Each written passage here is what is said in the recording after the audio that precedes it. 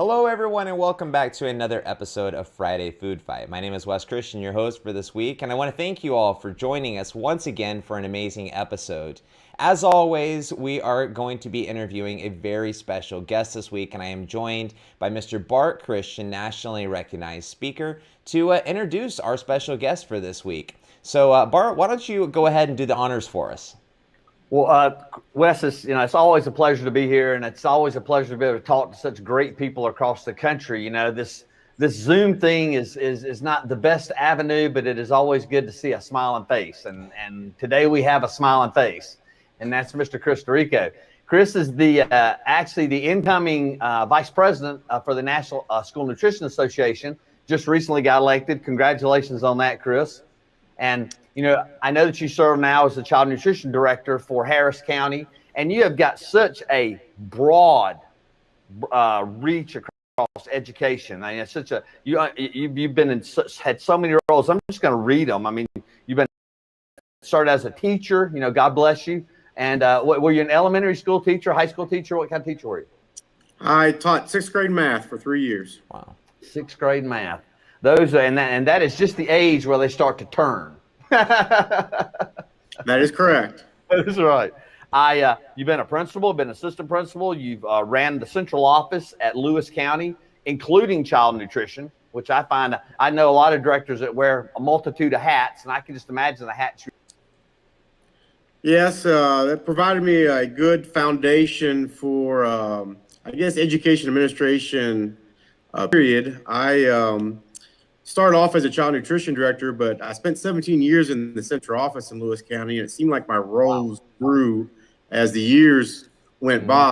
And I ended in Lewis County a little over a year ago, really child nutrition and heavy on curriculum, as I oversaw the principal of Lewis County High School and worked with them on career and technical education and just curriculum in general up there. So anyhow, it was a good foundation for understanding how the education system works.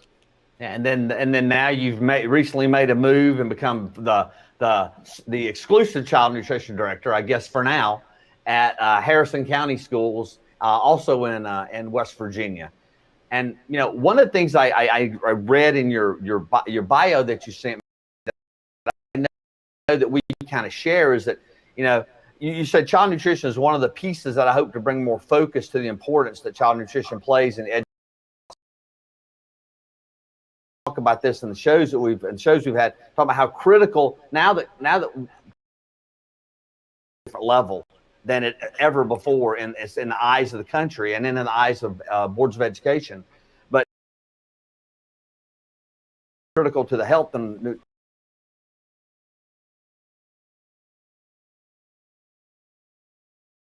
nutrition directors have always believed in. Maybe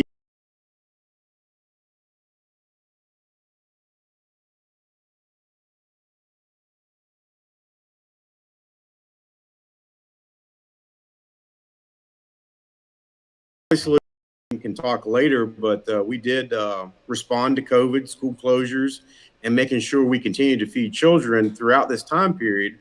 But the focus, I think, now, as we maybe are headed back to a little bit more normal times, is how important child nutrition plays in the education of each child, each and every single day that they come to school and hopefully prepare to learn. So, and you've held nearly every position I think that's available for an SNA on the state level, and now moving into the national level. I mean, I just admire the many years of service you've given. I mean, not a lot of people serve 1 year as a state president. You served 2 or 3, it looks like. And so, yeah, that says a lot for your commitment to the association and to child nutrition. Well, I'll be honest with you. I've been very fortunate to surround myself with good people. And, I started with always being a member of SNA. But I'll never forget, I was driving down the road and received a cell phone call from I believe the SNA president of West Virginia at the moment, and she was recruiting me to become part of the WSNA board. And that's basically how it began. And once I got some general knowledge of how the WSNA board worked, I just had that ambition to maybe provide assistance to others, to help others to reach their goals, to provide quality professional development, and to also work on our national or our state conference and recruit more people to attend it and so forth. So once again, it takes that friend to reach out and pull someone along, or at least to get them to begin initially, if you know what I'm saying. Right.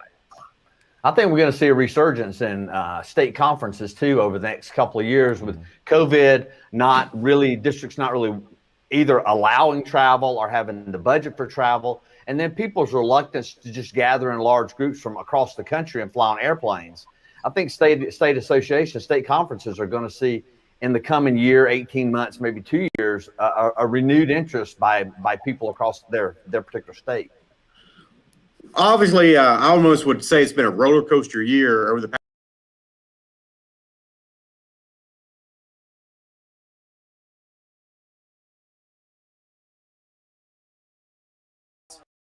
Into the technology world, if we had a limited knowledge of the Zoom. It's great to connect to someone who is on the other side of the country, so to speak. At the same time, let's face it, we are, I think, all missing in-person meetings, in-person conferences.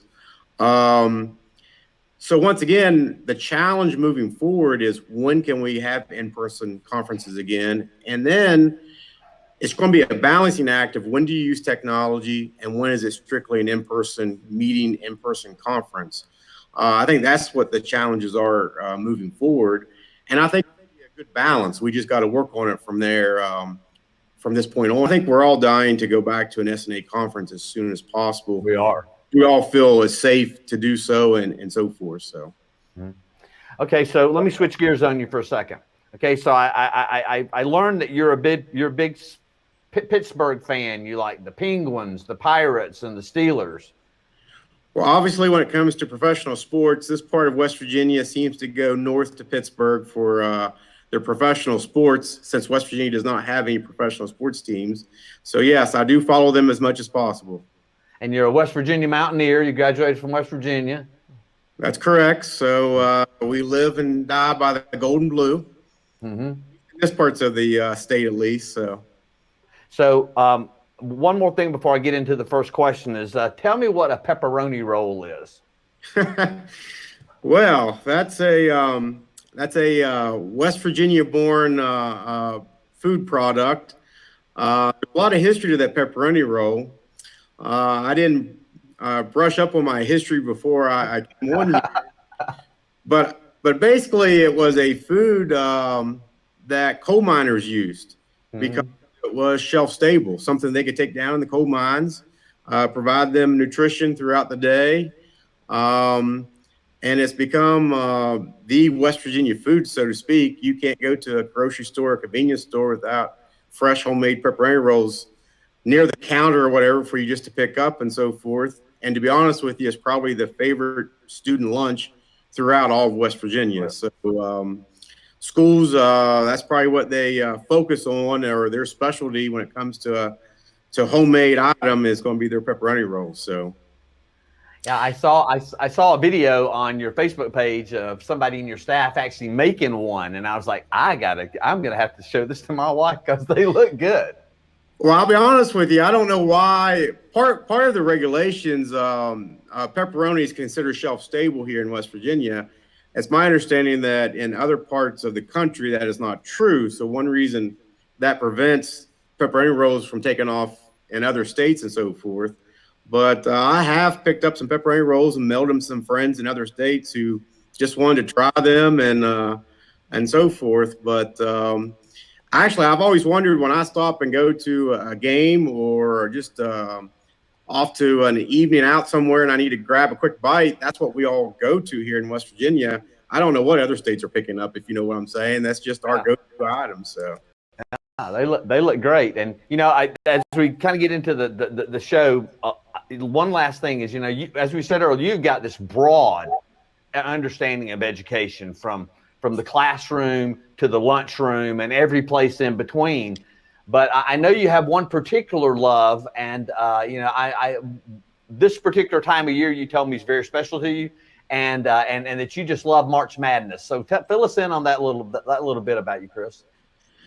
Well, you got to know a little background, I guess, to fully understand what March means.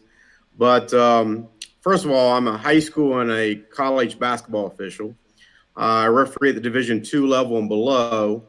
So literally, traditionally, COVID's a little bit different, but traditionally in January and February, I'm literally out on the road somewhere refereeing a ball game every night, high school game or college game.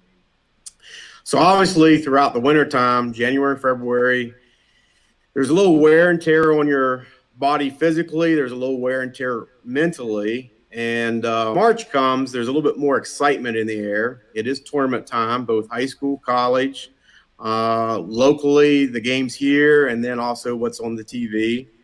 Also, March is springtime. So the weather's going to turn here in West Virginia. Sun's out a little bit longer. There's a little bit more warmth to the air.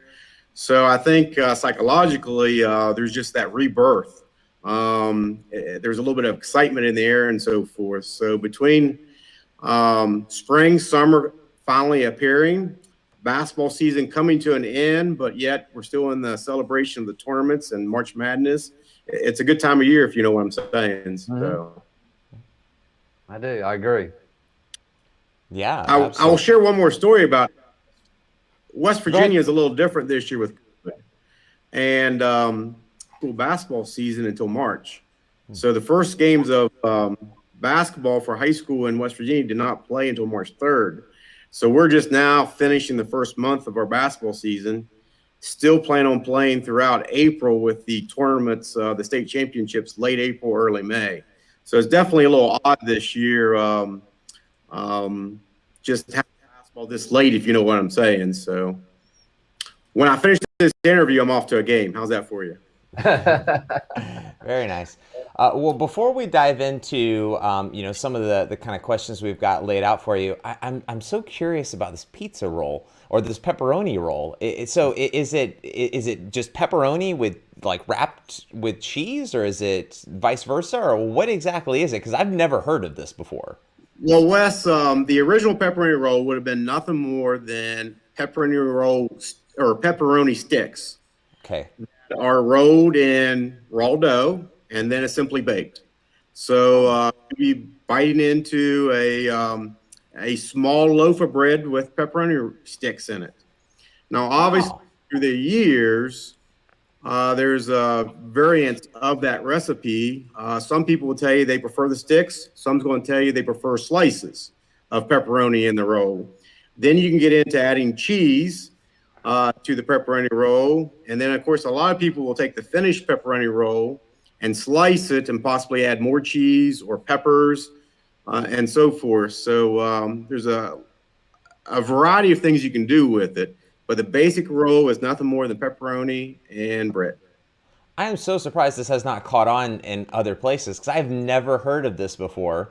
And it sounds fantastic. I mean, it's obviously close to lunchtime, so I'm starving and just salivating thinking about this pepperoni roll. But it sounds fantastic. Well, as Bart will tell you, there is a TikTok video on my Facebook page that shows it's basically some of my kitchen staff, the process of making that pepperoni roll from flour. I mean, it's the whole process, start to finish. So you can go on there and see that and so forth. And I'll be honest with you, I'm in Harrison County, West Virginia. Clarksburg's the seat. And the original pepperoni roll began in Fairmont, West Virginia, which is 10 to 15 miles north of me here. So. Wow, well, we'll have to go and find that video then. You said it's on TikTok? It's on TikTok and it's on my Facebook page. So. Got it. Oh, well, my wife makes fun of me because I've never used TikTok and I just call it Tic Tac. Every time she brings it up, I was like, okay, fine, I'll get you a breath mint. No worries. Well, let me share a story about TikTok, and maybe this will even lead you into some of your questions. Okay, but obviously, as I was preparing for the SNA election, One of the things I did do was I gathered a core group of child nutrition directors, friends, colleagues, and we sat down to do a little bit of strategy about what was going to be my approach to campaign and get my name out there. And it was my colleagues that came up that said I should promote the pepperoni roll. So through conversations and just discussions, it was decided that I should do TikTok video of how the pepperoni roll was made and so forth. So that's how that came about. But I'll have to admit, Wes, I never had done anything on TikTok. And so I luckily had resources of some young people that, and including my daughter, who's only 15 years old, that could educate me on TikTok and how to do the video, how to add music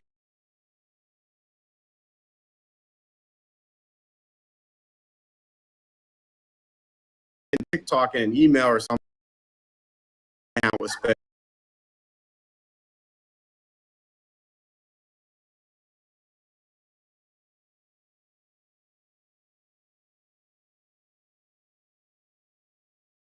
It's just amazing the creativity that people have gone to really stay connected. You guys were mentioning, the kind of burning desire to get back to in-person meetings and things of that nature. I know that we're all kind of longing for that, but for the time being, social media and just some of these different applications and websites have been very helpful with keeping people at least feeling a little bit connected in a very disconnected time. No, I agree 100%. It's definitely provided that needed for this time period. Once again, I do think we're all going to be excited to go to that first conference when that opportunity permits itself from each of us. So, Yeah, and I do want to talk about a little bit later on in the show some of the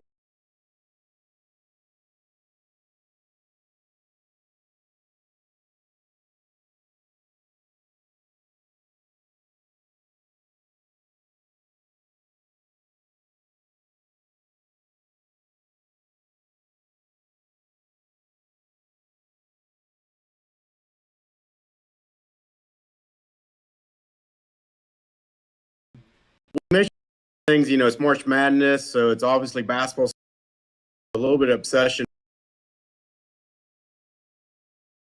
I'm navigating and how we're feeding children. And my earlier reference, it's been a little bit of a roller coaster.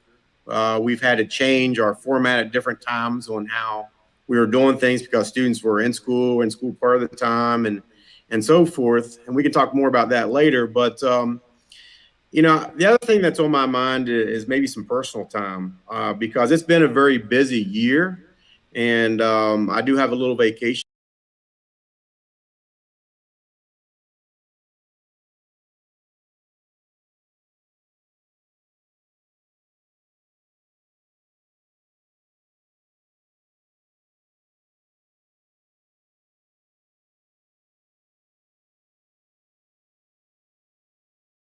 Just some yeah, and we've heard that from a few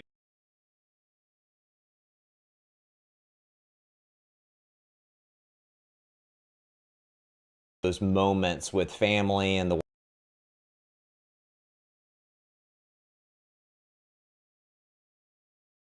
sounds like it is in the coming days for you.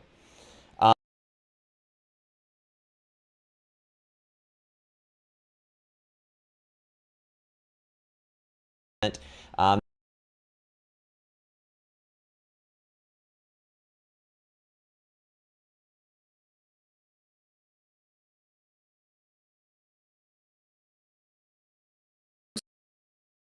do some reflecting on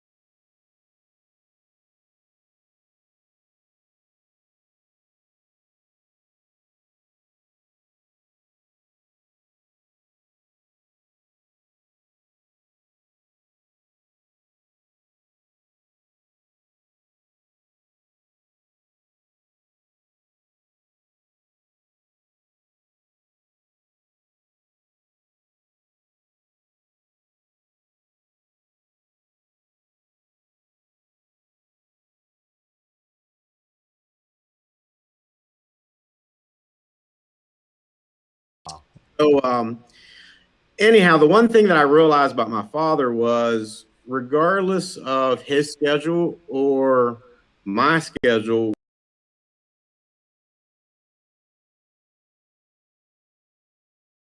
quick turnaround for him.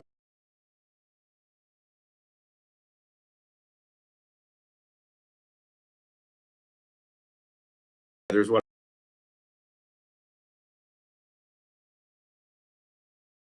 laid the foundation.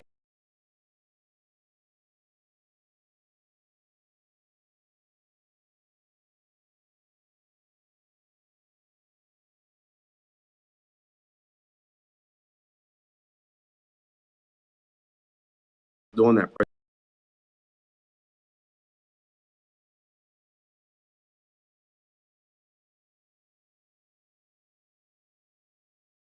You say, you know,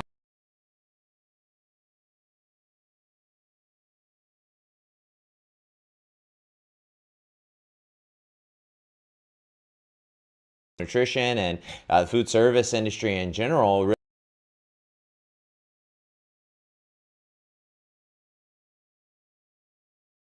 Family, you know, meetings, you know, together, breaking bread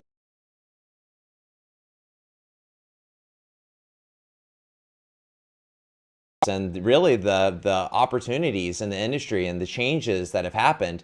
And I think, you know, speaking of changes, we've all seen a lot of changes in this past year, specifically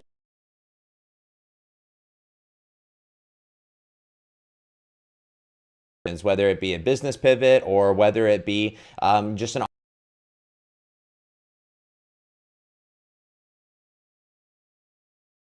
to make with yourself and your team over the course of the past 12 months. Sure.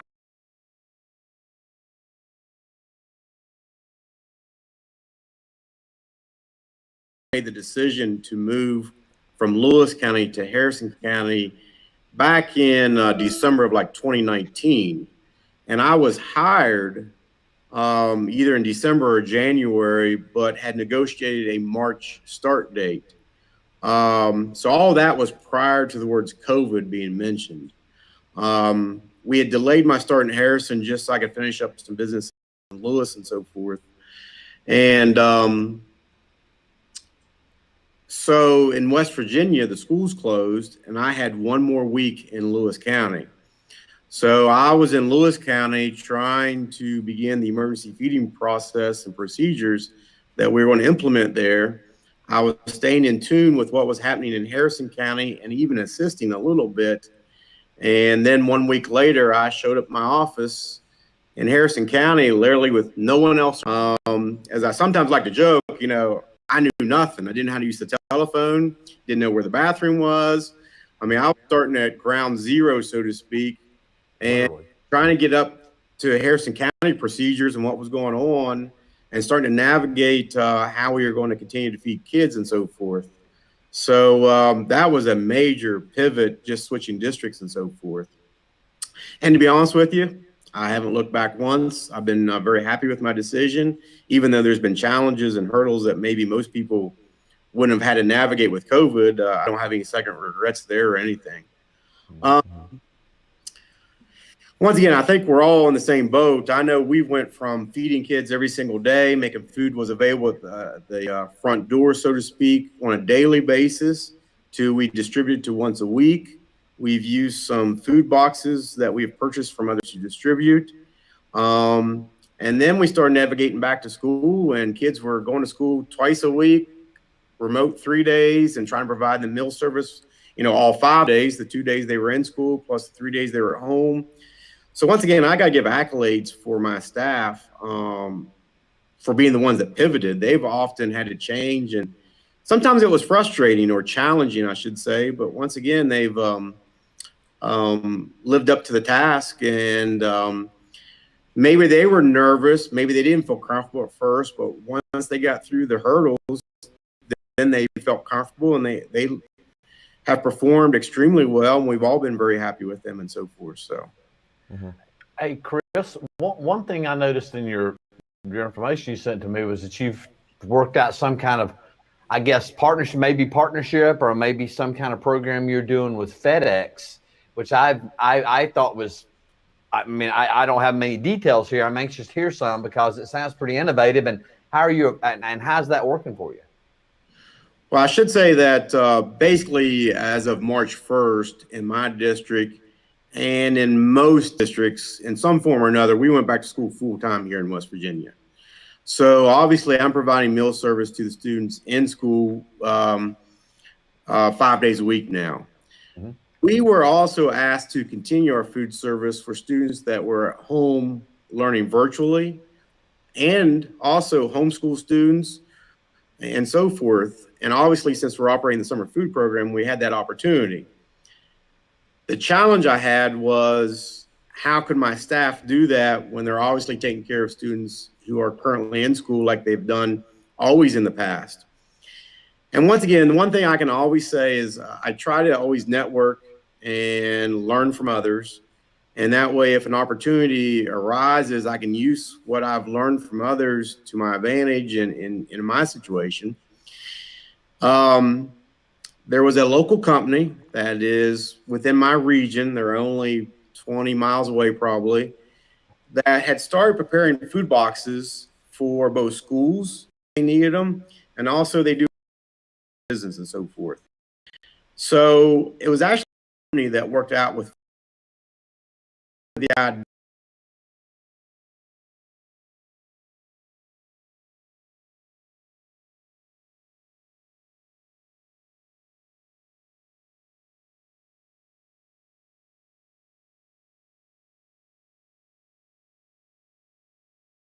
yet. All they have to do is register on my school's website, and every Thursday, a food box arrives at their house. We've done it for 4 weeks. This week will be our fifth, and really, it's been real smooth. We've had a couple of small issues, but literally, when I say small, they're small issues. And people have been real pleased with the food boxes, and it's a service I'm glad to provide.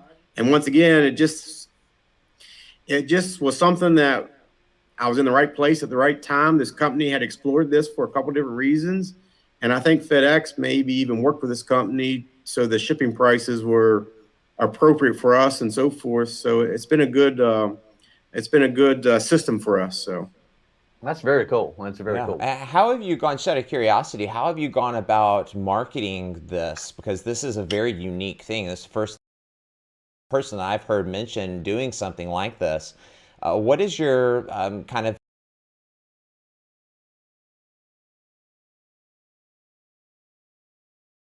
There's a couple of things I think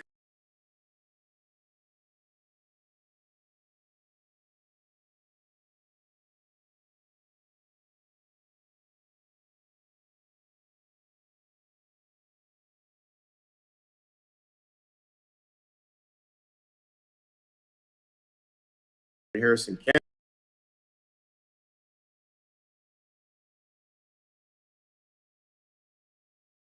have a communications office, so I can usually fire off what's going on in email.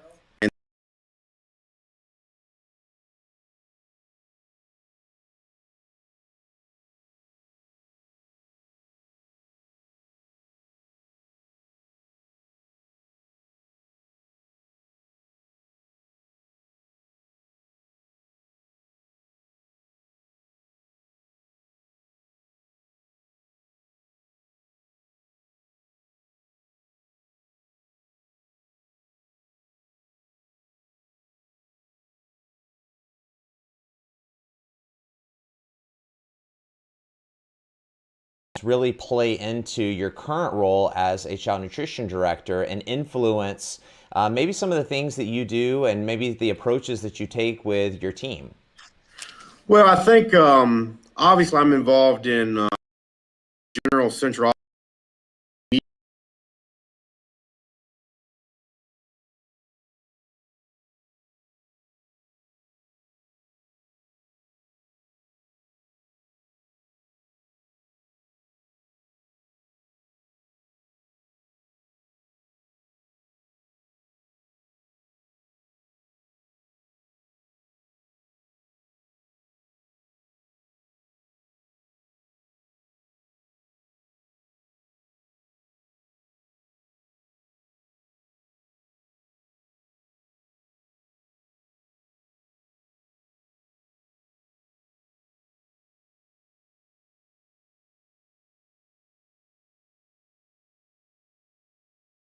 I think that's just having that background knowledge allows me to make better decisions and just maximize child nutrition's benefit and so forth. So.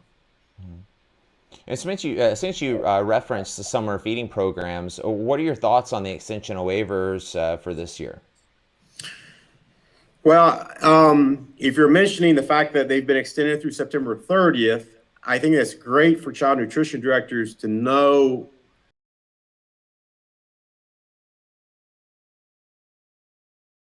like this. We're planners. I'm planning for summer. And I'm actually looking at next school year because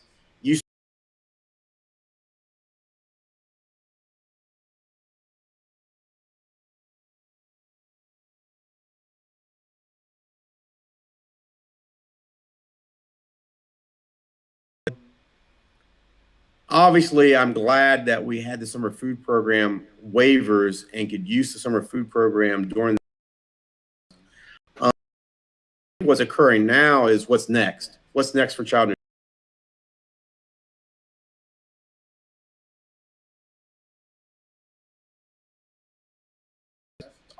Option, or is there some other way to make emergency feeding a little bit easier, both for the operator and also to make sure it's easier for the students to receive the meals? So I think those are the conversations and the dialogues we got to have moving forward, so that once again, just so we can benefit the children through the child nutrition programs. One other thing I'll comment on, you may not have the background knowledge on West Virginia and program and free meals.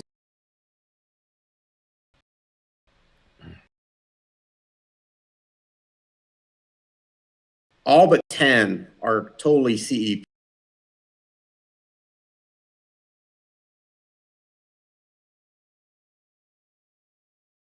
Totally CEP. Only one is not implementing CEP.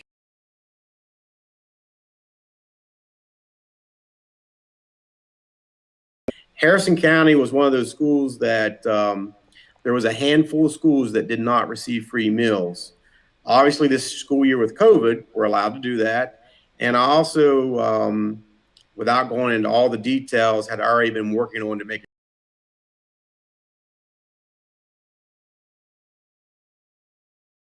of waivers, whatever. I'm very proud to say that in Harrison County, all the students will be receiving free meals, regardless of what happens with regulations and so forth. And I think maybe even more districts will be adding to their CEP schools and so forth. So. Well, since you have a very unique perspective on CEP and free meals for all kids, is now the time for the rest of the country to start pushing for legislation for free meals for all kids? Here's what I would tell you on that. To answer your question directly, I think yes. I think we could use the COVID past year as the beginning point of how it's worked and what's been good about it, and use that as a springboard into those conversations. My personal philosophy, and once again, it's just a personal/professional philosophy, that we offer almost everything in the education system free of charge: transportation, textbooks, and so forth. So I think it's time that we offer breakfast and lunch as well. And once again, maybe that just goes to my belief that breakfast and lunch is part of the educational day. It's not something before school. It's not something just a break in the middle of the day. It's actually part of the educational day.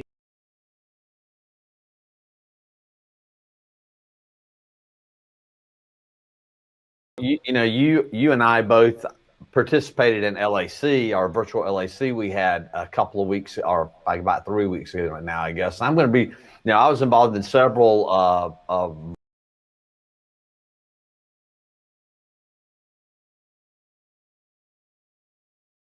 not one single person that we talked to was opposed to the concept of free meals for all. Not one. And I'm going to be real interested to see, and that was on both sides of the aisle. I'm going to be real interested in the data that over the surveys and what happened, because I think that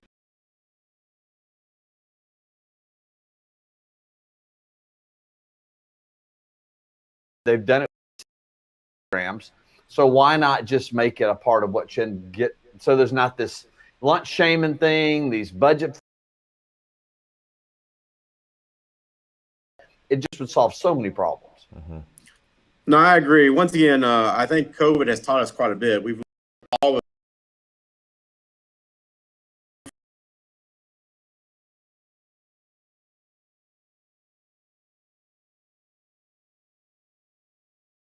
in our jobs of child nutrition,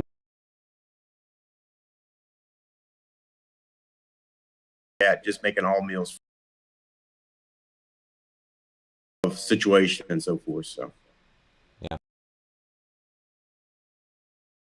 You're already starting to plan and kind of think about this upcoming school year.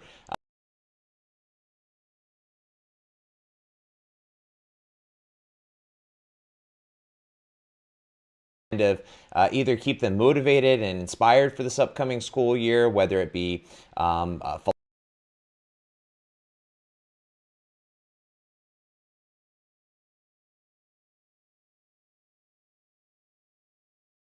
Wes, a couple of things. Me being new to the district and really never being in the district during normal times yet,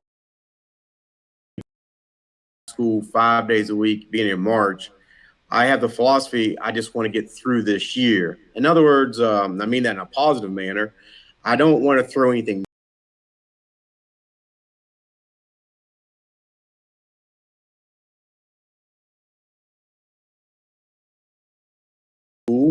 I just want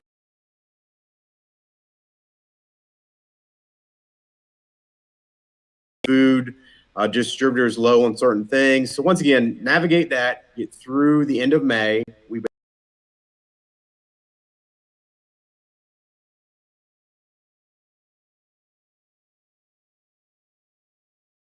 One key thing that is on my mind is professional development and training. If we are going back to the National School Lunch Program, we haven't done it for, by that time, it's going to be 14.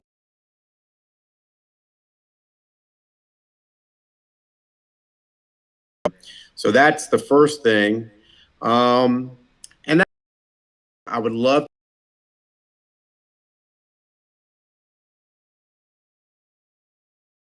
the same page. What are the rules for 2021, 22?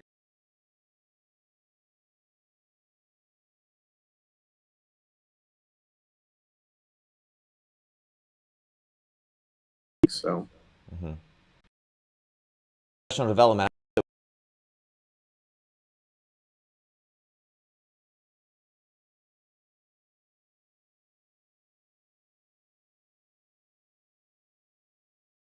Obviously, we don't know exactly what we're going to be training on, maybe, but what are you planning on doing as far as a training and tracking and ultimately?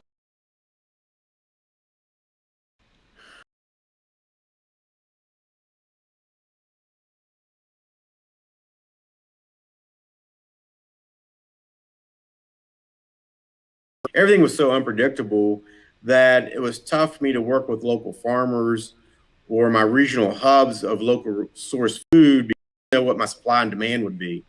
And when I was in Lewis County, I had a real strong farm to school program. So that's one thing I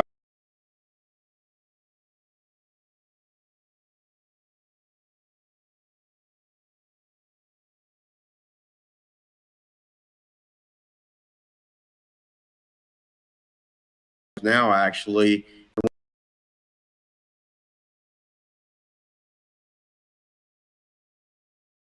one key component that's there at the top of my mind. So Very interesting. And, you know, just kind of in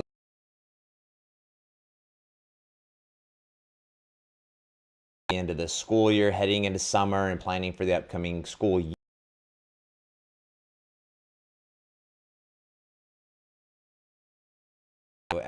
A deep background and very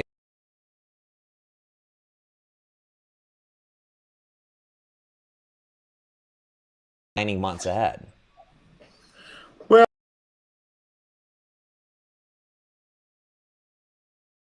for everyone to do this, I have a group of colleagues, that I can always call upon. I can email, pick up the phone and call. Together at meetings.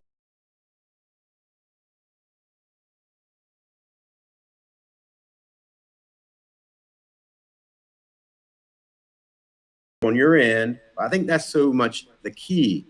I don't know if I can say this 100% sure, but there's probably not a day goes by I don't pick up the phone or email a colleague with a quick question or get their thought process on something, because I just think all of us working together is how we solve these hurdles and so forth.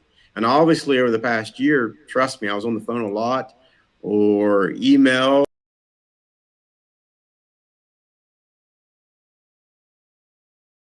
My district. And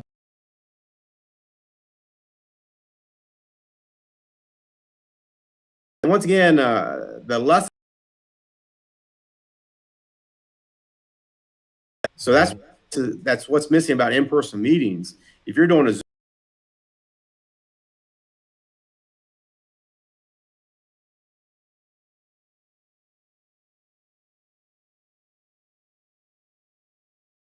those informal conversations is when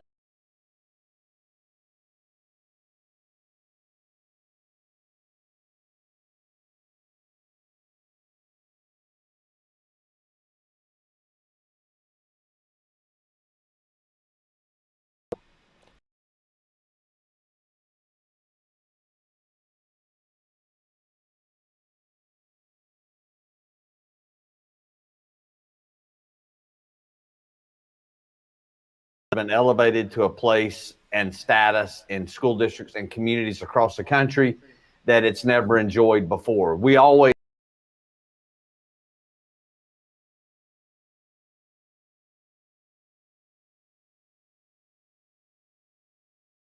essential staff and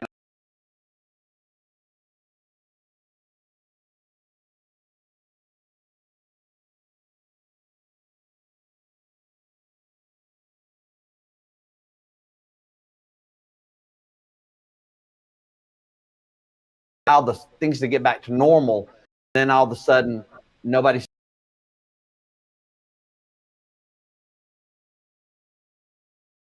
feel like right now. The number one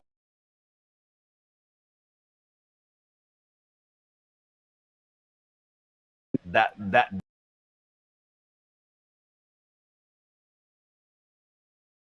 of what's going on in the school district.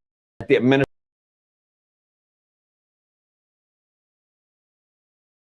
and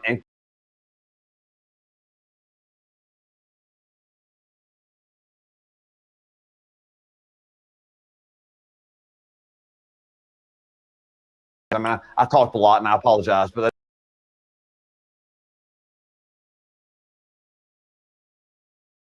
of how they operate.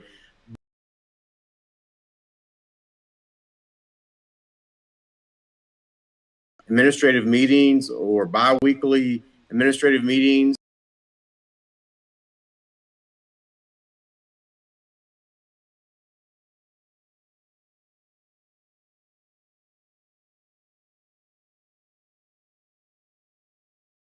Are held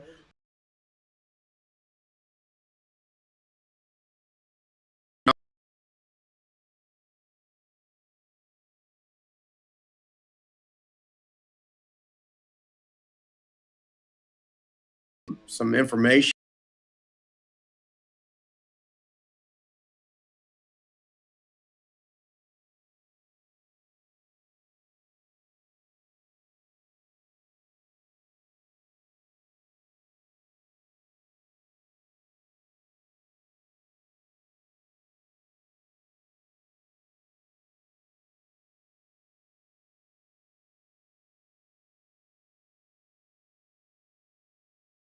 Chris will get that.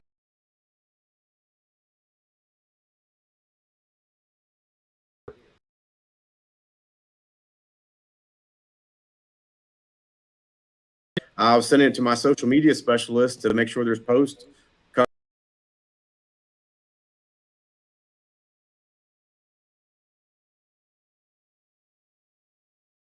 Well, gentlemen, thanks again for being on the show, Chris. I really